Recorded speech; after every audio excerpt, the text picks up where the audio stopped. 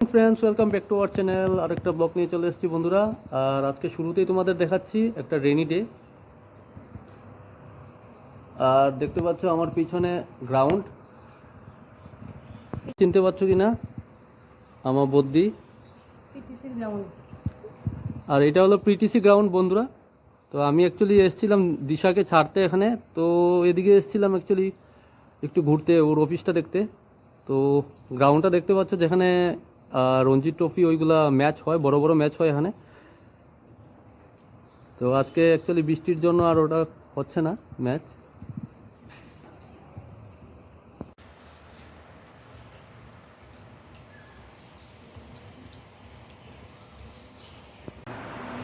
আর দেখো অ্যাকচুয়ালি বন্ধুরা এখানে জিমিং সব কিছু আছে।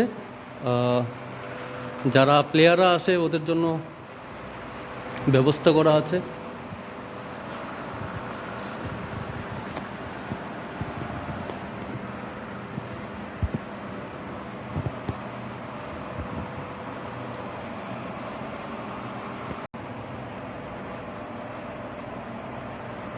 তো বন্ধুরা দেখতে পাচ্ছি একটু ওয়ার্ম আপ করছি,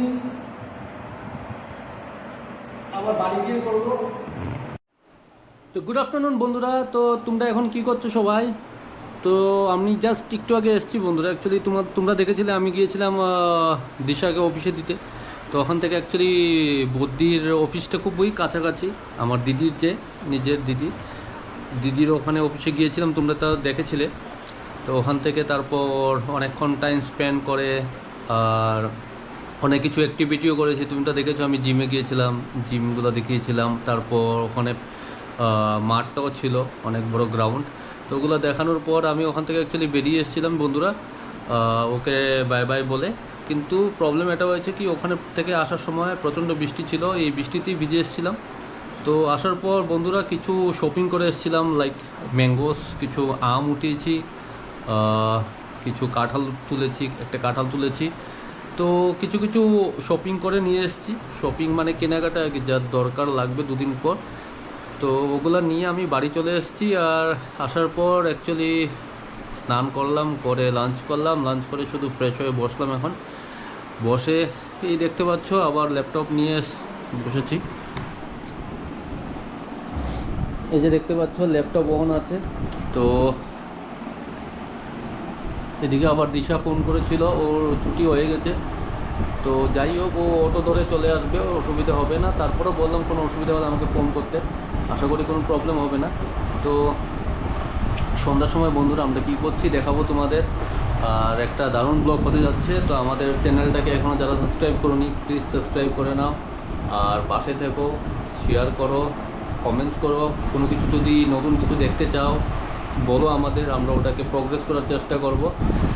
তো সঙ্গে থেকে গুড ইভিনিং এভরিওয়ান। তো দেখো এখন আমরা ডিনার করব। আর ডিনার জন্য কি কি আছে তোমাদের আমি দেখাবো। আর চলো এখন আমরা ডিনার করে নিই, বাবা মায়েরা অলরেডি ডিনার হয়ে গেছে। আর চলো দেখাই তোমাদের ডিনারের জন্য কি কি আছে। আর ও শুয়ে আছে, আর এখন আমি গোপালকেও শোয়াবো। তো চলো ডিনারে কি কি আছে তোমাদের দেখাই।